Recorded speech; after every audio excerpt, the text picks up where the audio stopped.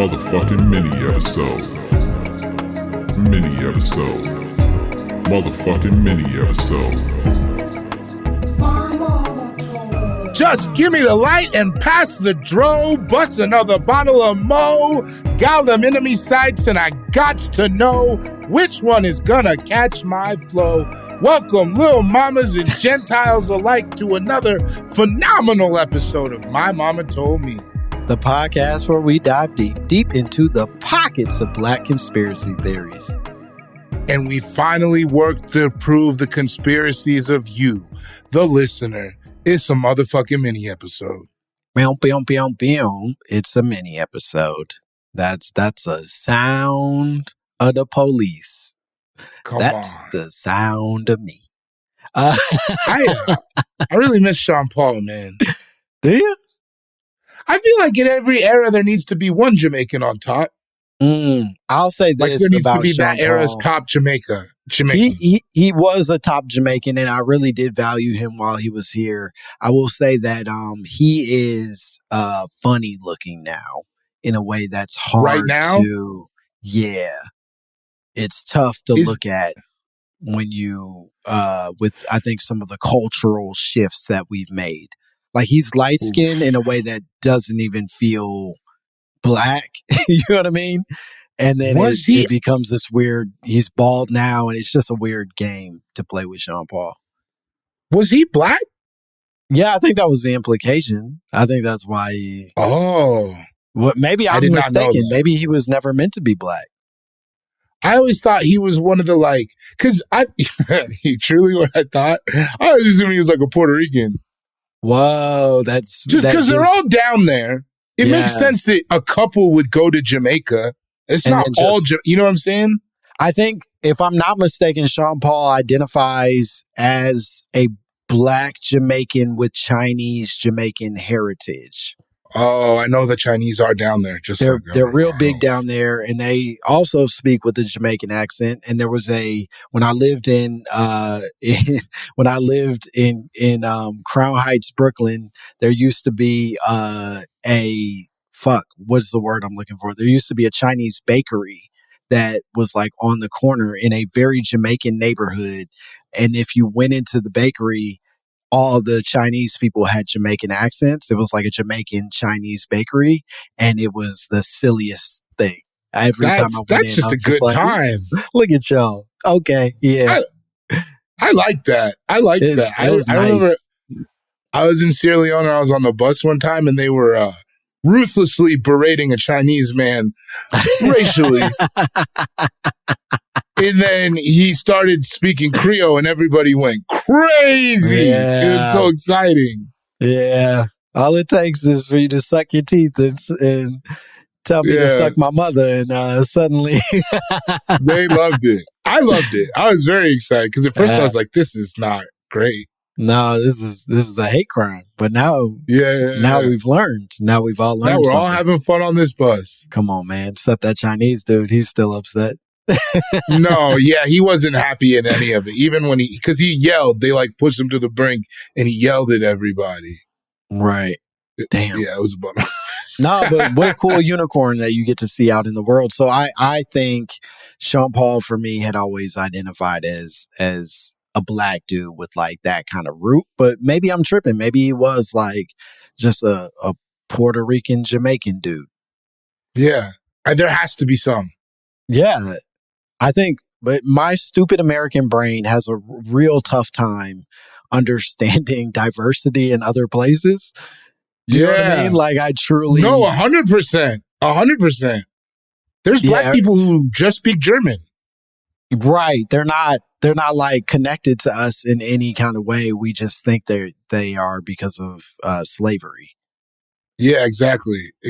No, the diaspora is big for even the Puerto Ricans. Fuck. I'm sorry, Puerto Ricans. Some say especially. I'm sorry, Puerto Ricans, that I didn't see you sooner. That's on me. Yeah. And it's on Bory for saying that hateful joke right at the end of his thing. That wasn't a hateful joke. That wasn't a hateful joke. They're everywhere in a good way. Spirited joke that he had. Come Not me. on. I'm coming from a place of love. We're not here to talk about Puerto Ricans, though. We are not. Unfortunately, it's not your day, Puerto Ricans. Today, we got an email from a person named Freddie. Freddie sent us an email that right away, the subject line, it bites. It gives you so much. The subject line is, was Denzel the one doing the bending?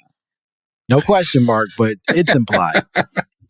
I already want to read the body. Yeah. You want to know more? Yeah. That was clickbait and it got me. Buddy, this feels like when you scroll down to the end of a website you trust and then you start seeing ads for websites you don't. And you're like, damn, some of this do sound good, though. Yeah, but maybe I can lose 30 pounds in 20 days. Like, those are the biggest titties I've ever seen in my life. I should click on that. Everyone is coming from this game. She can crush what with the Coke can? Okay, I'm listening. You want to read it? I'm excited. Yeah. I just want to take it in. I'm very excited. Freddie wrote, "Hey, Langston and Dave, it's your boy Freddie emailing y'all with some shit that's been on my mind.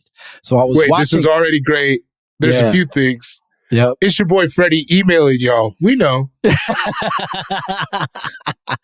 clues are all there, Freddie.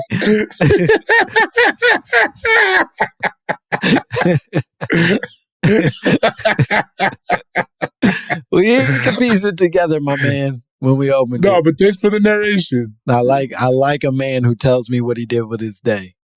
Exactly. Freddie said, so I was watching an interview with that nigga from Power, the one that's in the Tyler Perry movie with Janet Jackson and either getting bent over or bending niggas over. You know who I'm talking about, right? Omari Hardwick. Omari Hardwick, I presume, but yeah, Freddie, you could have told us. Because that's from that great clip. Yeah, it's Omari Hardwick. He's acting his ass off. And Janet is too. She did pretty good too. Yeah, she's good at crying. Anyway, this nigga said he used to live with Denzel. That actor Denzel Washington, not Denzel Curry. I remember the nigga from Black Panther that died said some similar shit. Now I'm really wondering what Denzel really got going on. Is he bending niggas over? How many question marks? 3 question marks and no sign off. But he did write this from an Android phone. That is worth noting. Freddie took out his Android to accuse Denzel Washington of bending over some of our finest stars. How do you? Okay, there's so much. Yeah, there's so much here. I think it is worth noting. Omari Hardwick is not gay. The character in that movie was gay. Well, that's not how Freddie feels, but I'm listening.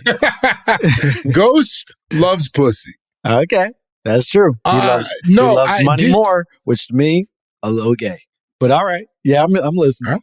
That's fair. That's fair. There's a conversation to be had there, right? Yeah. Yep. Is there any other instances of, more specifically, Denzel being gay? No, absolutely not. Other than him inviting children in need of support into his home, he's shown no signs of being a homosexual person. In fact, up until this Gladiator thing, which we talked about briefly, I don't think he's ever even fucked around playing a gay character.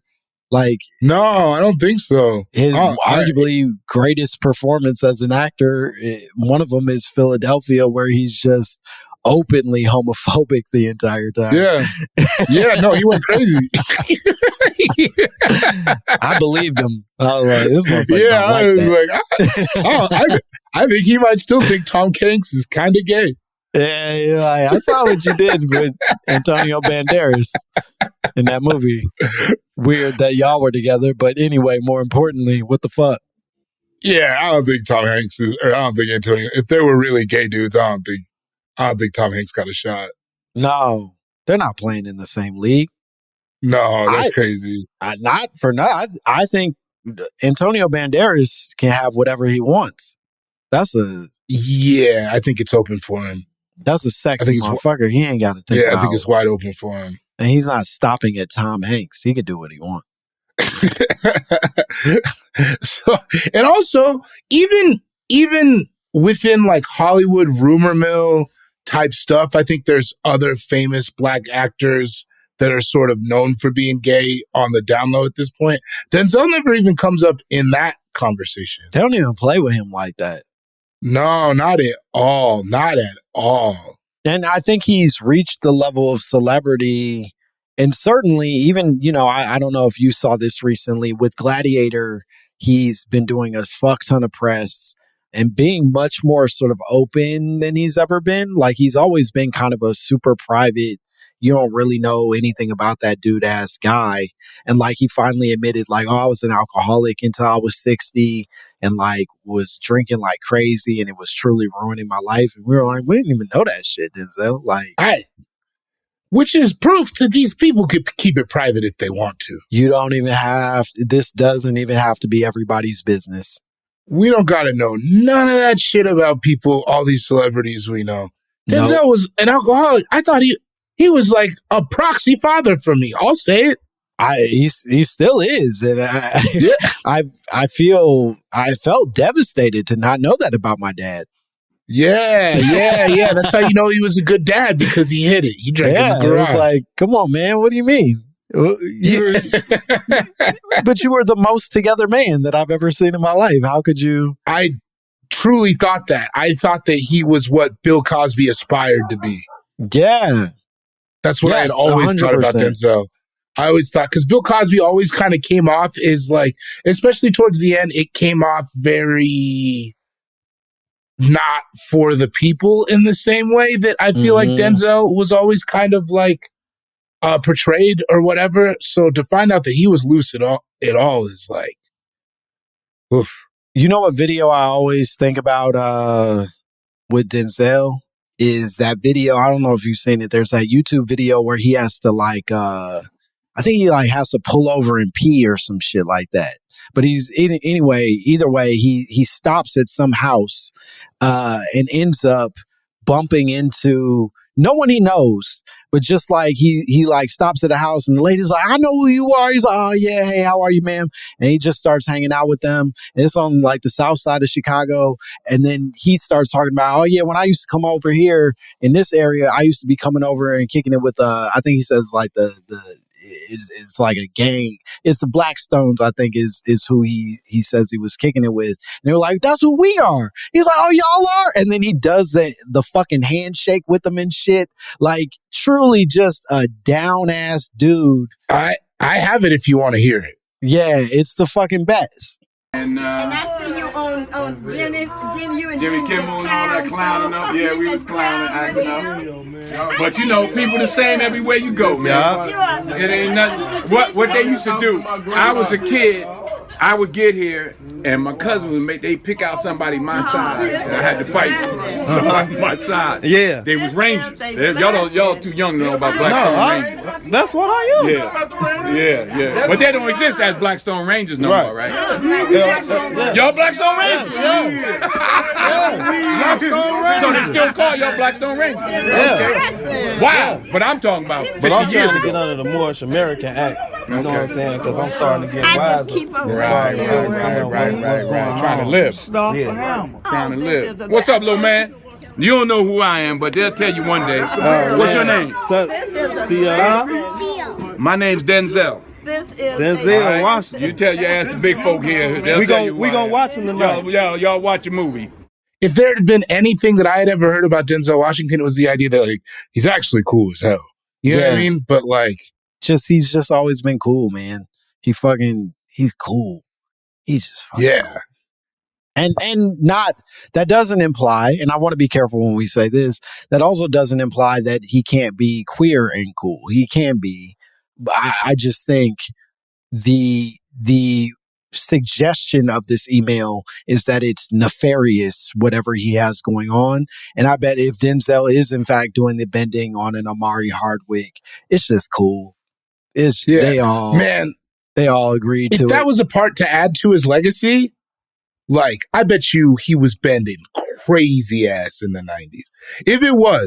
If Denzel, at the height of Denzel, was fucking dudes, it was top shelf. Bro, the run he had, man.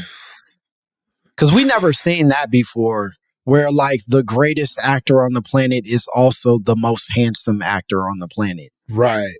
Do you know what I mean? Like usually it's like, oh, the greatest actor, but he's funny looking, but that's part of his success, his charm. Even Marlon Brando wasn't like, he was, but he wasn't. You know what I mean? Like it wasn't like that guy. It was just, he was just great at the shit. But Denzel was everything. He was fucking cool. He was talented, the most talented man, and he could steal your girl. It was crazy. Or your guy. Or your guy, apparently. There's only one like closeted black actor that I would think of that I'm like, I'd like to hear what his run was. Who's that? Are we supposed to? Jamie Foxx. Oh, okay. Yeah, that's what I figured. But yeah, I don't know. Listen, he's not booked next week. It's not like it's not like we got him coming up. I would love to hear about what his run was, because I bet he was going crazy. Jamie Foxx had a great time, and I believe, and this is a credit to Jamie Foxx in his sort of queer experience, is I believe that everything Jamie Foxx did was generally on the up and up. It just was private, if that makes sense. Right. I mean, yeah, because I don't think, definitely. I think there's in this email in particular, there's sort of like this salacious nature that's being suggested that I don't think a Denzel, a Jamie Foxx, whoever, the guys that we've never heard anything bad about are participating in. I think they're truly just like, if you're down, hell yeah. And if you're not, my brother, enjoy the courts. You know what I mean? Like, it ain't. You talking about nigga basketball? Yeah.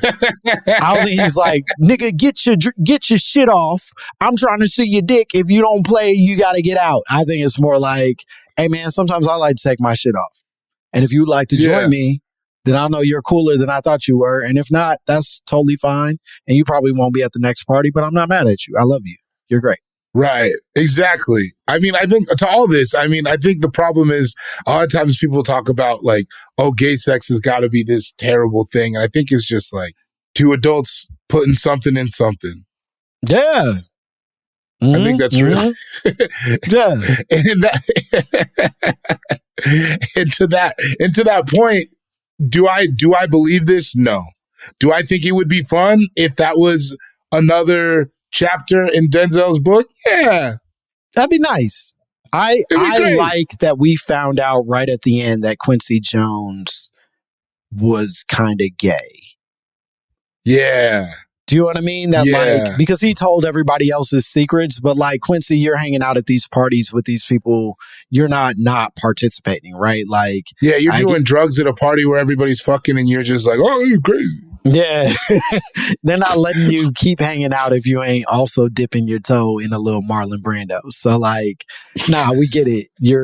Richard Pryor's crazier as an answer, but you also were fucking Marlon Brando. You know what I mean? Like, I get all of that. And I like that we found that out. And I wouldn't be mad if we found that out about a lot of our heroes, specifically Denzel. For sure. But that being said, do I believe this? No, I don't believe that. I think started out at the grocery store.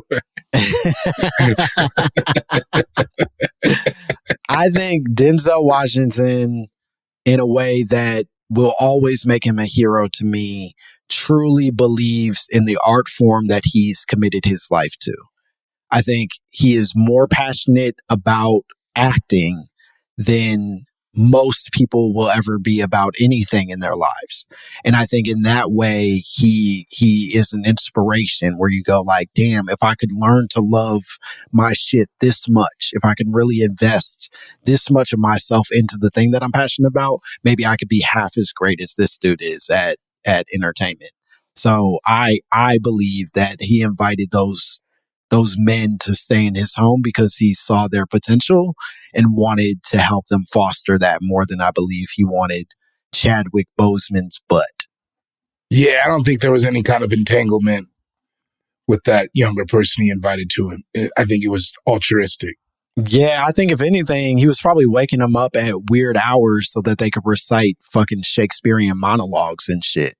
Like, like an acting boot camp? I think he was probably whooping their ass with like, nigga, if you gonna stay in my house, you gonna get good at crying on cue. Right, like he busts in on him in the bathroom, like, do Death of a Salesman.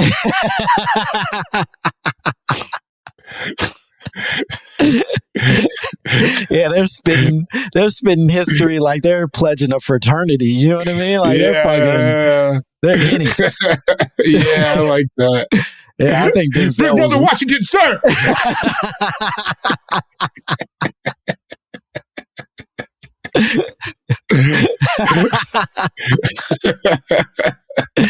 I think and they're all better for it.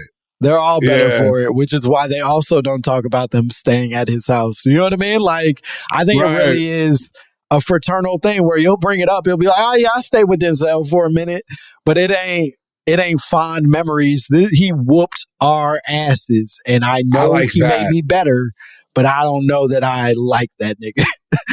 I like that. I want him to be, I hope that's his enduring legacy. I do too. That'd be really sweet if we remember Denzel Washington as the Kobe Bryant of acting.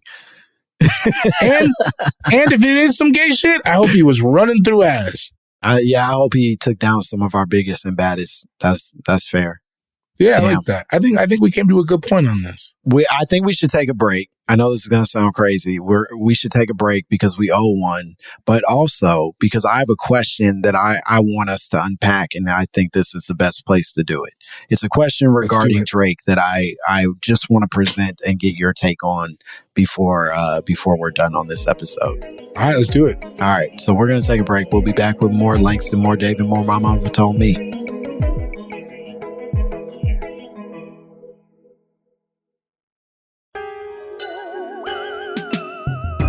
Oh, God, it's so good. So good. So good and tasty.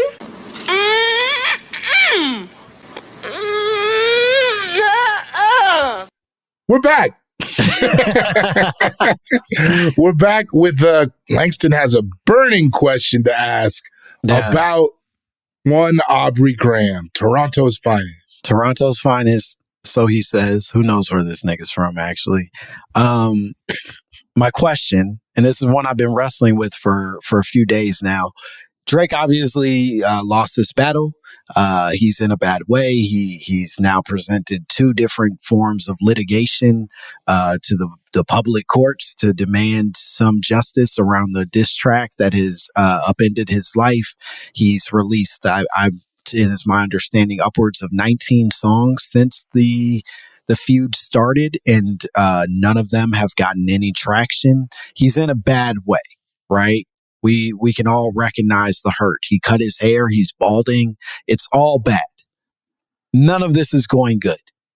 But my question for you is, if Drake dropped the equivalent of passion fruit today, could he find his way back?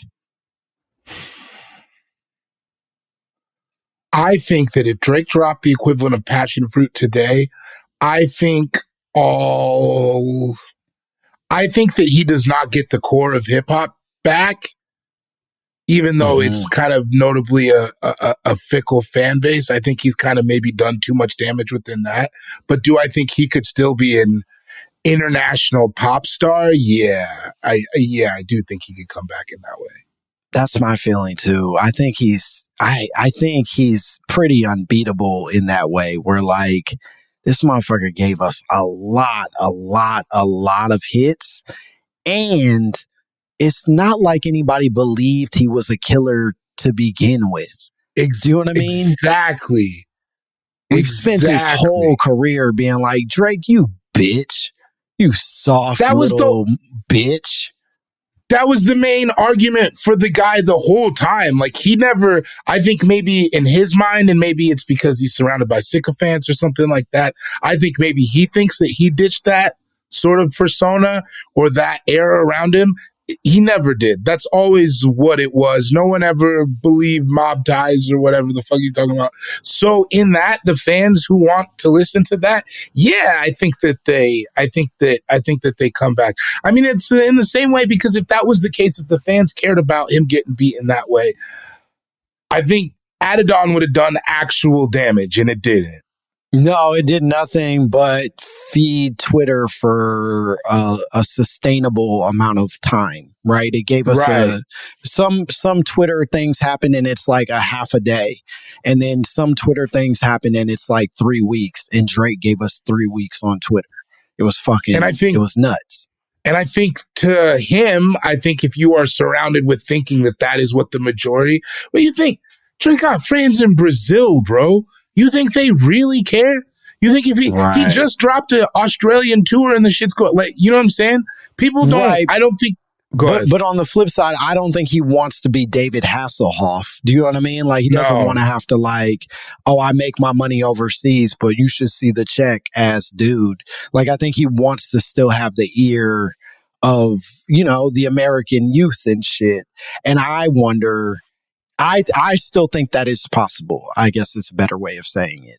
I really do still think that our memories are short and our feelings about people are fickle, and Passion Fruit is arguably one of the greatest songs to ever exist. And there are ways for him to rediscover that. He's never going to be able to talk like a thug to us again, but I don't think he needs to. Like, I think he just can be, that was never where he was great anyways. Right. And also, to be completely honest, I don't care that much anymore. You know what I mean? It was exciting when it happened. I don't know. This guy lost a fight 3 weeks ago. I got bills. Whatever. Yeah. If Drake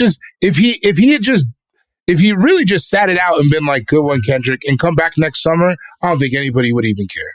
No, he really fucked up bad, sort of trying to defend himself in this. It wasn't necessary. He could have found his way back if he would have just chilled. And I think he made that lift 10 times harder by like trying to flex on this shit. You know what I mean? Mm-hmm. And he's still doing it. And I think that to me is going to be the more undoing of Drake than his inability to like make a great song and come back a winner. Like, I think his ego is going to keep getting in the way of his ability to do it correctly. I totally agree. I think if he had been a gracious loser, he could have avoided all of this. I mean, I think and maybe it's one of those things where it's like you reap what you sow eventually. He kind of seems to have always been sort of a scumbag, and it's now catching up to him. But I think that could he come back, even with all this dumb shit he's doing now? Yeah, man. Pop fans are idiots. Somebody's quoted as saying that. It's like memories are short. I think if he legitimately took a year off where we don't know where this dude is at, and then he just popped back up, he'd be fine.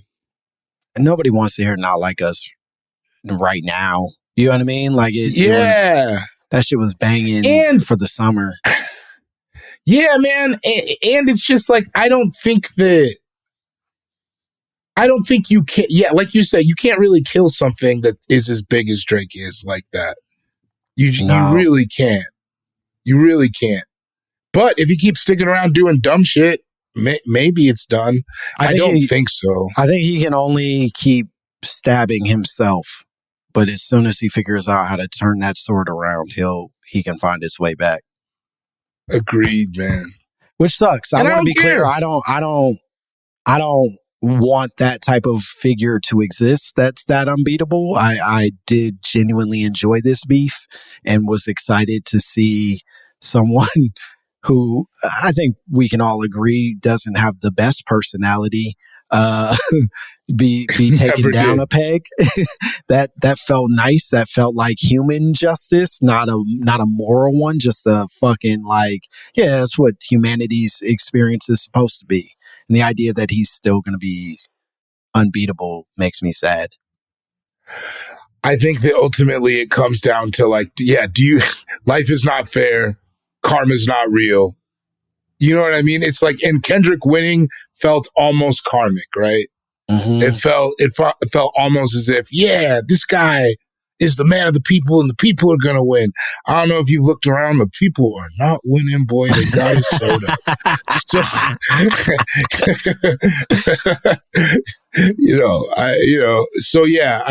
I also don't know in the idea of Kendrick being or sort of taking the spot that Drake occupied. I don't think Kendrick wants to be outside that much. No, I feel like he's probably going to start to feel overexposed within all of this. And I think, to your point, part of Drake's value is that he wanted to be a celebrity the way that we crave a celebrity. I think to your point, at some point, Kendrick's outside energy is going to dry up, and Drake's never would. And that's part of how you are able to become Drake. You got to really never want to sit down. You got to be willing to want to be that. Mm-hmm. And that's a place most people, I don't think, want to go for sake of their humanity. Yeah. But good for you, Aubrey. And good for you, Kendrick. We're proud of you both for different reasons. We won't say which ones. And I love the Kendrick album. It was cool. I have a hard time. I noticed with that last beef, I just am like, I'm just not that invested in these things anymore. You know what I mean? I like it for the jokes. I don't give a fuck on a person-to-person level. I go like, these are grown men. This is all silly. Same, man. Or even on a cultural, I don't know, man. I just found myself less and less invested as it went on. And now it's only a few months later, and I truly don't care anymore. Yeah. I mean, the bad things Drake did, though, those are things that there should be a reckoning for. I don't want it to sound like that. Yeah, I think if any of the accusations that I've heard, that you've heard, are true, then there should be some responsibility met for all of that. But that ain't got nothing to do with rap beef. That's got something to do with a bunch of personal bad behavior that a lot of people were probably witness to and comfortable with, as long as he was making them money. Facts. Anyway, you want to tell the people where they can find you and what cool shit you got going on? It was bleak. You can listen to my album, Birth of a Nation, starts with a G, on all streaming platforms. Cool Guy Jokes 87 on Instagram, patreon.com/David Borey. Follow me at Langston Kerman on all social media platforms. Watch my special. It's called Bad Poetry. It's on Netflix. Watch English Teacher. You can stream that bad boy on Hulu. And if you want to send us your own drops, your own conspiracy theories, if you want to tell us which one of those 19 songs Drake has already dropped that is, in fact, equivalent to passion fruit, send it all to mymommapod@gmail.com. If you want to leave us a voicemail, we've been getting a bunch of voicemails. We're going to start engaging with those fairly soon. Call us at 844 Lil Moms. 844 Lil Moms. That's where you can find us. And subscribe, buy the merch, rate, review. Remember to recycle. Bye, bitch. How did all of this trouble begin? Living in America. Motherfucking mini episode. Mini episode. Motherfucking mini episode. Motherfucking mini episode. Mini episode. Motherfucking mini episode.